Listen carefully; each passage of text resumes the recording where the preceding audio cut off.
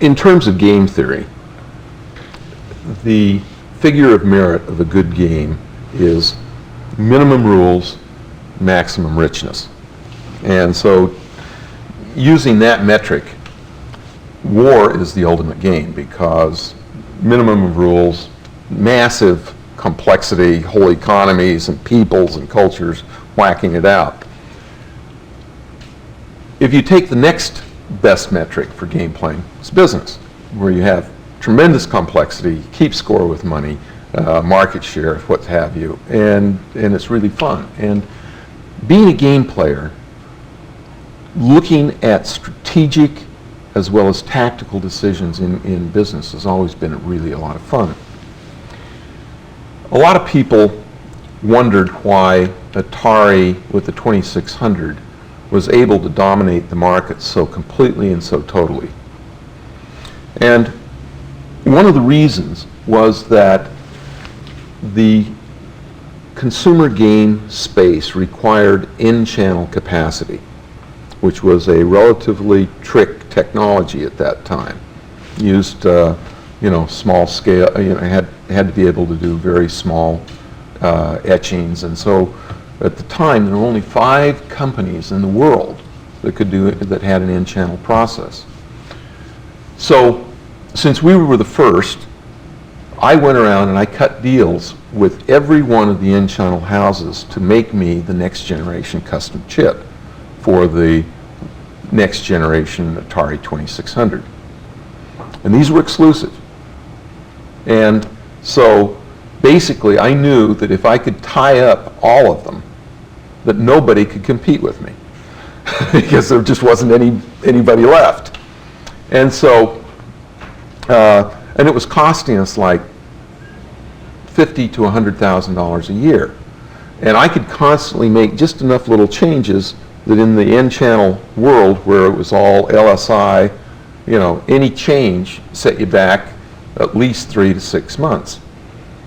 And so I felt as long as I could keep this shell game going, it'd be really great. I'd have totally isolated and dominated the marketplace.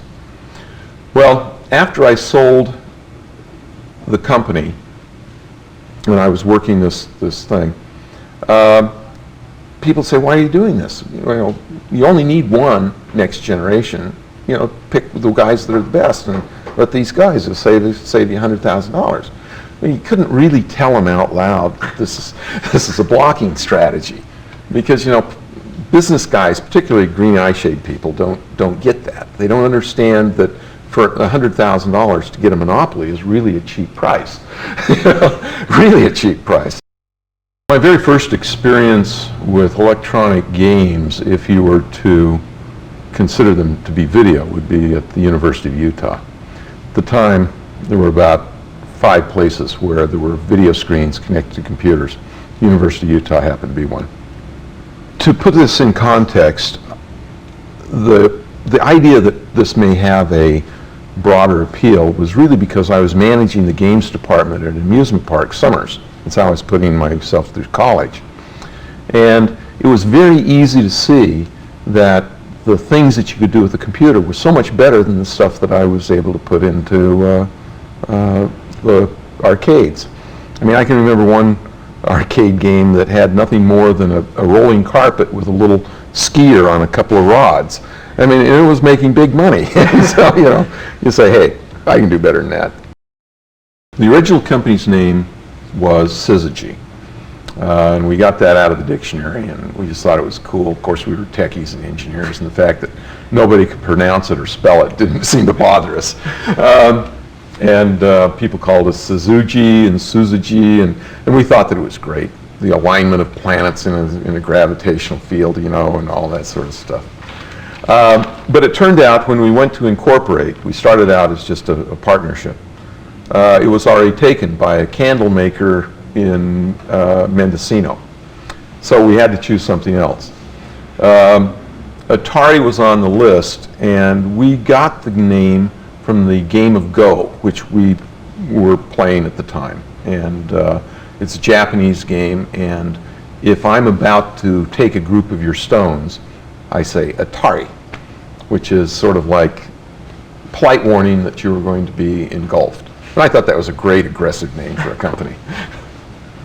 Syzygy was started in my daughter's bedroom. Computer Space was actually done in the daughter's bedroom. I had a 3-bedroom house and I had 2 daughters. So I just put the 2 daughters together and turned her bedroom into the lab. The first game that I did was a game called Computer Space, which was loosely patterned off of the game that Steve Russell did on the PDP-10 at MIT, which sort of went like wildfire throughout the computer environment from 69 through 70. It was a flying saucer and a rocket ship, and you'd fly around and you'd use Newton's first law, and it was cool. And all my friends loved it, and all my friends were engineers. People ask me, did you ever think it was going to get this big? And it was difficult to quantify what big was in those days. Yeah, you were doing millions of dollars in sales and that sort of stuff, but in reality you didn't have a frame of reference. But I can remember driving in one morning and seeing this parking lot, and we'd outgrown the facility and we had cars parked up and down the street, and the parking lot was completely full and double parked. And I thought to myself, indirectly, games are paying for all these cars. And somehow the physical actuality of a car, and knowing how much that was, and there were so many of them, that was kind of a defining moment, because I can remember I said, wow, we've created a monster here. Atari was able to attract the best and the brightest. And you'd get in a room with some of these guys, and the synapses there was almost electricity in the air. And it was such an exciting thing to go after the best and the brightest and be able to bring them in. Because this was at a time in Silicon Valley where everybody was going to the bare cubicle and that sort of thing. We put in offices and hot tubs and various things. Well, it was very, very interesting. I mean, it was the early 70s in Silicon Valley, in California. A lot of hippies and rock music, and we were very young. And it was a kind of, in a way, we decided that it was going to be a little bit of a social experience, or experiment. And we had all kinds of company benefits and parties and things like that. I remember that when we went to get health insurance, that the health insurance guys had never seen a demographic that was so young. I mean, Al Alcorn was 27, I was 29, and I think the oldest guy we had was like 38, and a lot of our line workers were 17, 18, 19, and so they just never seen that kind of demographic in a company of, I think we're up to 200 employees at the time, 300, and so we got this, we got dental, we got the eyeglasses, prescriptions for virtually nothing because of the statistics. But they made one mistake. They put in orthodontia. And so many of the girls on the line were young enough, they said, I've always wanted to get my teeth straightened. And so I looked out one day and the whole line was sporting new braces. Atari grew without venture capital. We didn't have a penny of venture capital until we were about 40 million in sales. And so as a result, we were constantly out of money because we were, collecting money and paying. And I literally sweat every payroll because, you'd say, do we have enough money in the bank for payroll? The answer was no. Who can I call up to collect some bills? And it was just a fight and a push and a fight and a push. And I actually think that I wouldn't have sold Atari if I'd have just taken a vacation. But I was tired. It was a fight, it was a struggle, and all of a sudden somebody comes along and offers you more money than you ever thought you were going to be worth, and you say, why not? My favorite game of all time? Go. I mean, it's, I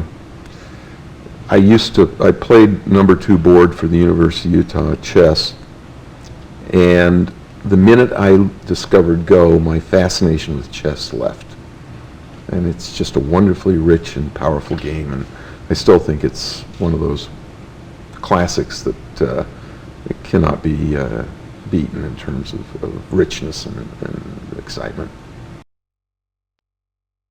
It turned out that if you had something about the mass of a pool ball, which of course you never have in a bar, and you hit the third bolt down on the left side of the coin mech, it would set up a harmonic vibration and you'd get a free game. And literally, whenever it's possible to cheat and get a free game, the world knows about it in about a femtosecond from the first person who discovers it. I mean, there's a network. And this is before the internet, but it's incredible. And so you hear it from the field, hey, the machines have quit earning money because people are getting games free. What are you going to do about it? And so you put your engineering hat on, you figure out what the problem is, you put dampers in and a slam switch and a couple of things in the circuit, and you eliminate it. The other one that happened is in dry climates, if they happen to be placed on a carpet, and if you could really get a big electrical charge, and if you hit, in this case, it was the top bolt, you'd get a spark that would go through and it would reset the machine, and about 1 in 3 times it'd start the machine. Well, we saw people doing what became known as the Atari shuffle, and if the place didn't have carpet, they would put on nylon jackets and rub against each other to get a charge up, and that was a much harder one to do because these high voltage things would go all throughout the digital stuff. We were able to get that one solved as well. There was a very clever system in which the guy running the machines found that the counter had counted coins, but when he'd look in the cash box, there'd be nothing there.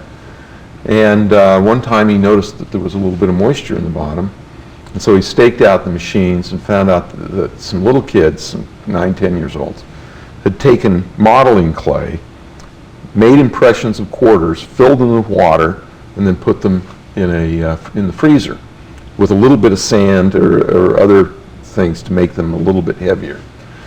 Then they put on their wagon an ice chest, went down to the local bowling alley, and they would quickly run in with these little discs of ice, put it in the coin mech, and it had triggered a free game. I think that whenever you go back to places that have historical roots for you, it allows you to sort of vicariously relive some of the past fun times that you had. I mean, these were heady times. These were really, the world was in turmoil, the business was in its infancy. I mean, a lot of times the underpinnings for what later became the personal computer business were really being placed here. That sort of stuff. There are all these links and connections. And it's, in some ways, a little tiny bit frustrating because there was a time in the personal computer business where I knew everything that was happening. I knew the microprocessor, I knew the clock speeds, I knew everything. I knew every hard drive that was available, and then all of a sudden it just goes like this. And so that feeling of control and understanding just goes away. If you blink, all of a sudden the whole segment of the business moves in another direction. The games were fun because they had to be simple enough. The world was naive about video games. There wasn't a long learning curve. And unlike the coin-operated video game business today, in which very few people play games. I mean, if you were to go down and ask a random number of people, when was the last time you put a quarter in a coin machine to play a video game, the number's pretty small. And what really happened is the games were very accessible to anyone because they were simple to play and yet challenging and fun. Later on, the business moved away from that, and the games kept getting more complex and more difficult to play. If a typical person wandered into an arcade today, with the possible exception of a driving game, they'd be hard-pressed to play a punch-kick fight game and do any good. They're very difficult. The greatest achievements, I believe, fall into sort of two different categories. One is sort of technical progress. The other side is sort of the game thought and direction. I think if you go down the technical side, you have to start with the first phase of game development. It was really on big, massive computers that were non-economic, but there were some interesting things done. Space Wars is probably the pinnacle of development in that space.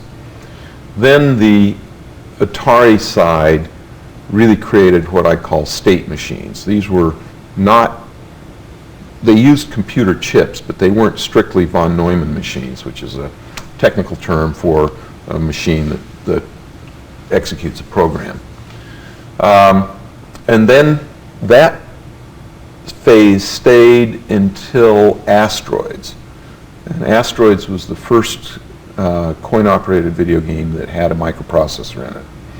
And in that case, the microprocessor still wasn't fast enough, so it basically did a lot of the calculations, but you still had a huge number of chips that you had to do the interface with. From there, you go to Consumer Pong and the consumer side of the marketplace, which condensed everything into one chip, which allowed cost and reliability to be good enough that you could go in the home. So that's sort of, I think, a technical breakthrough. And then the Stella in the 2600, which worked with a microprocessor to make a reprogrammable game, and that was where the cartridge economic model was set up, which really allowed a razor blade thing, because we made very little money on the hardware, but we made a lot of money on the software. And that's sort of been the metaphor for the gaming and for the consumer game business ever since. Then in terms of technology after that on the coin-op side, it's been just evolution of bigger, faster, better, faster processors, better use of memory, able to manipulate more and more polygons, which is sort of the standard litmus test of what is good. If you climb over on the software, the entertainment side, you sort of go from what I'd call primitive black and white kind of boxy stuff to the point where you now are creating pretty realistic objects. There was sort of the ball and paddle game phase of the marketplace, then there was the driving game phase, which is continuing on. And then you got into a point in time where there were these object games, these puzzle games, like Pac-Man and Centipede, and some of these old wonderful classics in which you were sort of gathering and packing and chasing and running and everything against time. Then there was this other thread that was sort of starting at the same time on the computers, which was probably started by Colossal Cave, and that was the role-playing, game-playing, action-adventure, where you were actually in a long-form game. This is a game where you can play for days and days and days. And I actually think that was a very important milestone that which has really spawned the Mists and Ribbons and a lot of the other genres that have been popularized by Sierra and some of the other games like companies like that. On the action adventure side, the arcades have always been very good because they had good user interfaces. The home game side has always been plagued with bad user interfaces and, you know, not nearly as good. I mean, it's not as much fun to play a driving game with a joystick than it is to have a steering wheel and a gear shift and a gas pedal. And so that's, you're starting to get that more and more available in the home, but it comes at a price. I think that the home game and the console games and then the divergence of the computer side was also another very important part, because the computer allowed for a lot more creativity, because programmers could, without a huge budget, come up with something that was really wonderful in the computer environment, where it was much more difficult on the home game side, because the manufacturers are always creating huge barriers to entry because they want to control the marketplace. And so I believe that we have much richer and more powerful games, and the game space is more interesting in the computer side because of that freedom. I think it's wonderful that the power today allows you to totally emulate the things that were very difficult to do many, many years ago. And so that it gives access to anyone. These games, which, you know, like fine wine in old bottles, or classics, whether it be music or others, I believe that some of these games are classics and will continue to have play value forever. And I think that, like so many times in the movie field, and that sometimes the emulation is a step, but then there's a chance for sequels in which you take the basic gameplay and upgrade it to the current market standard of color and sound and what have you. The mainframes were actually connected. There were 4 places in the world: MIT, Stanford, University of Utah, and the University of Minnesota. And these were not traditional television screens. These were more like big oscilloscopes. They called them vector displays as opposed to raster displays. And they were very easy to program games which were very, very simple, because you could draw vectors, but as you drew more and more of them, the refresh time would slow down, and all of a sudden it'd start to flicker. So as long as you kept the number of objects you were drawing to a small number, you'd get good results. And then what Pong did in the first phase was to really bring it to the low-cost monitors that you had in your home, and because of mass production, they were cheap. As an example, a vector monitor in those days cost $15,000, and whereas you could use a TV set for $100, and that was kind of one of the metaphors that allowed it to be everywhere instead of a few specialized computer centers. When I first started out, my plan was to take a mini computer, which had just come down in price. I mean, we always thought of the very first time I thought of putting a game in an arcade. You take a $7 million computer and divide it by the number of quarters you have to put in, and the math doesn't work. And so then mini computers were $40,000, and then $30,000, and then all of a sudden across my desk came one that was under $10,000. And I said, aha, I bet I can do this.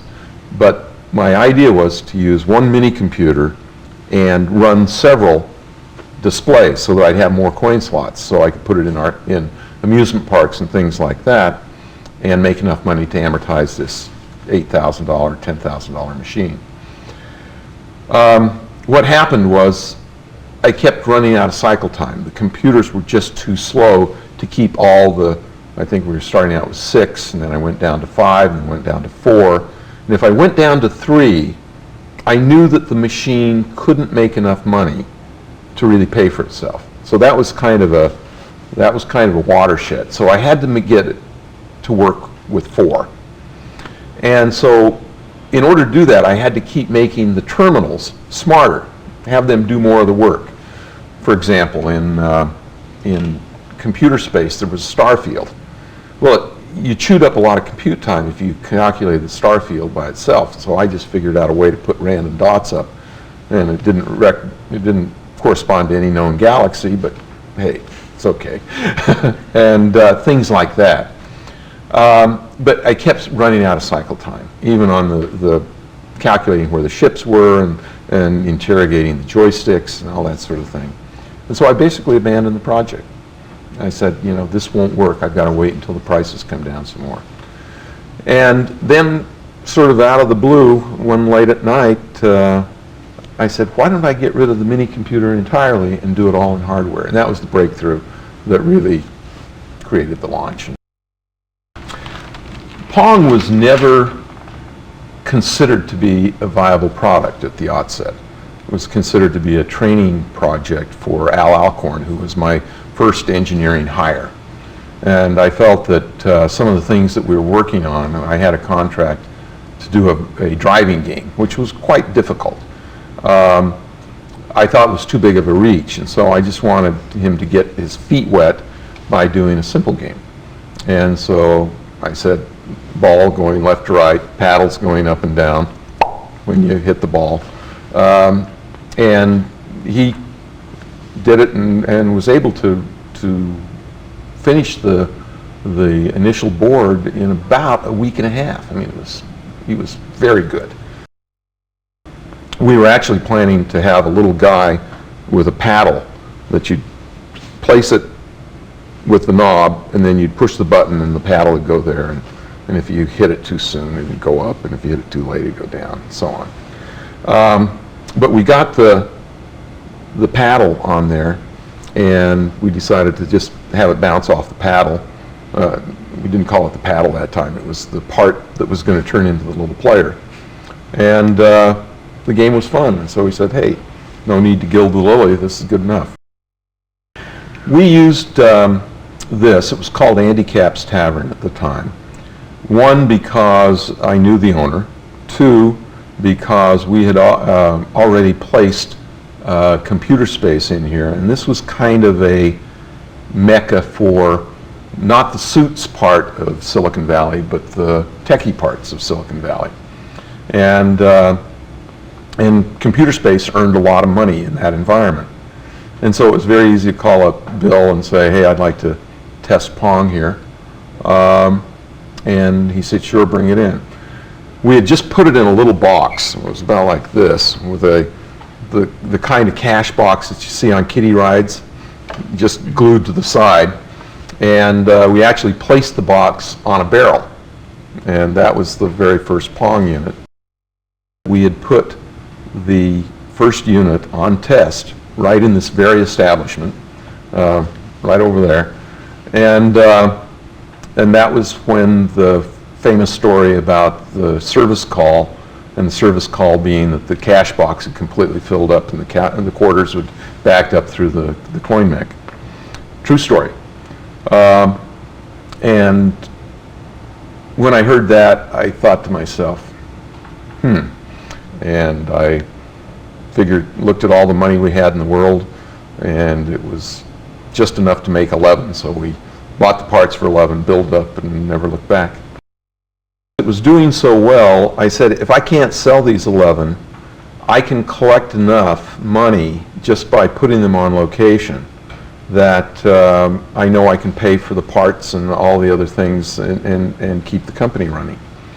And it was, very clear that you license something and you get a 5, 10, 15% royalty. Actually, with hardware, you very seldom got more than a 7% royalty. And yet there was a 50%, 60% gross margin possible. So you do a quick calculation and say, that's a better part of the business. It was a total smash hit. In fact, people started coming in early so they could get time on the machines. And that was the first time I ever saw quarters lined along to reserve a space, which has sort of become part of the mythology of video game sites. First of all, it was simple, and anyone could play, and yet it stretched you because we did the speed up algorithm so that no matter how good you got, you will ultimately miss it. But there was another factor that happened that I think was very special. And that factor was that it became socially acceptable for a woman to ask a man to come play Pong with her. Women were very good at the game. It was something about the manual dexterity of the knob. And I think that it was a great social experience that was going on. The number of people that have told me in the last 25 years that they met their husband or wife playing Pong, it's been in the hundreds. Well, if not me, somebody else would have, maybe a little bit later. But I think that in some ways it was serendipity. I think I happened to have an engineering degree and have video computer experience simultaneously with working summers at amusement parks. So I knew the economics of the business. And so putting those things together was relatively simple in some ways. And how I happened to be an electrical engineer working in an amusement park, it was an accident in space and time.